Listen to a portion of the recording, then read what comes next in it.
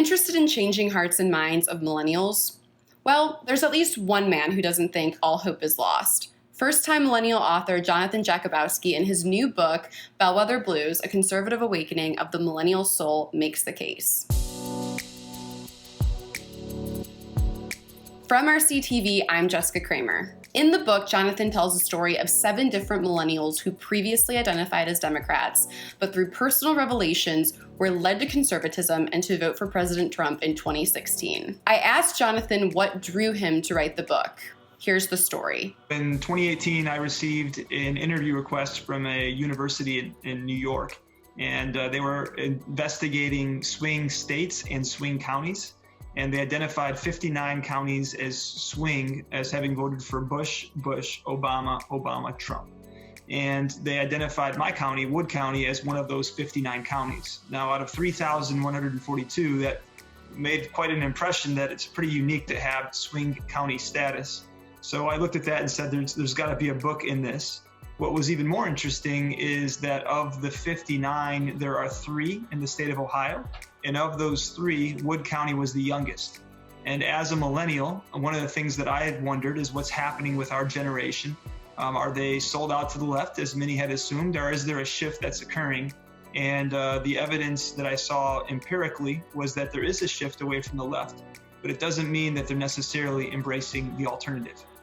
So I took a deeper analysis in Wood County to see what happened, and through the stories of 7 millennials who did change their votes from Obama to Trump, I looked at their lives, I looked at their stories, and from their stories was able to glean evidence that there's a deeper reason why millennials are changing. And if they're going to make the great leap from the left to the middle all the way to embracing conservative principles, there need to be mentors and people in their lives who are willing to communicate with them at a deep level. When reading the book, I noticed a trend throughout, that whether it was the issue of abortion, welfare, or immigration, all of these issues seem to come down to matters of the family at the root.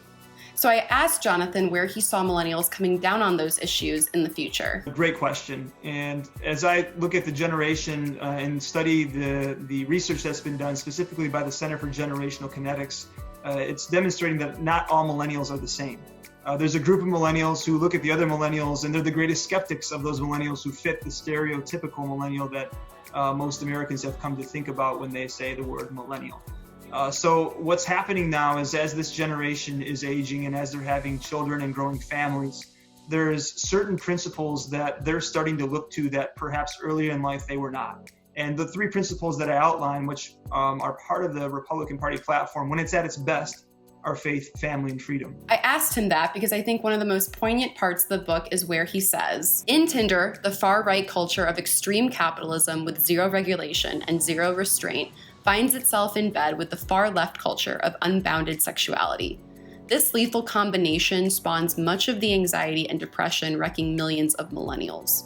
Rather than cultivating community, modern-day apps are creating a facade of relationship, which accelerates hyper-individualism, leading to selfishness. And selfishness is exemplified by America's absent father epidemic. It was Pope St. John Paul II who said freedom consists not in doing what we like, but having the right to do what we ought. It was that sentiment that I found in Jonathan's book, where he briefly touches on the differences between the American and French revolutions, between the concepts of freedom for and freedom from. I asked Jonathan if he saw that concept of freedom taking flight in the Republican Party, especially with a growing millennial influence. That's a great question. I think the answer to that is not political in nature. The answer has to go further upstream. There's a quote by Charles Colson. He said that politics flows downstream of culture, and culture flows downstream of faith, family, and freedom. The institutions that made America great weren't political in nature. I think politics followed the institutions of family, the institutions of church, community organizations, fraternal societies, universities, education. Those systems have to be repaired and have to be effective in order for there to be a political manifestation that I think satisfies or helps to fulfill some of the longing that millennials are having as they grow families. So my answer as we look at the critique of conservative methods of persuasion is not to be so short-sighted that the only thing that we do is appeal to the yearning desire for negative freedom or freedom from of a large generation that's speaking out for that.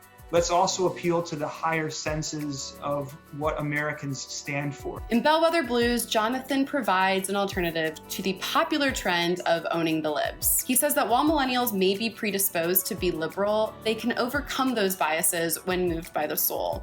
So I asked him, how do we move the millennial soul? It's not to be done through social media rants where we're name doxing and using the tactics of the left to cut people down.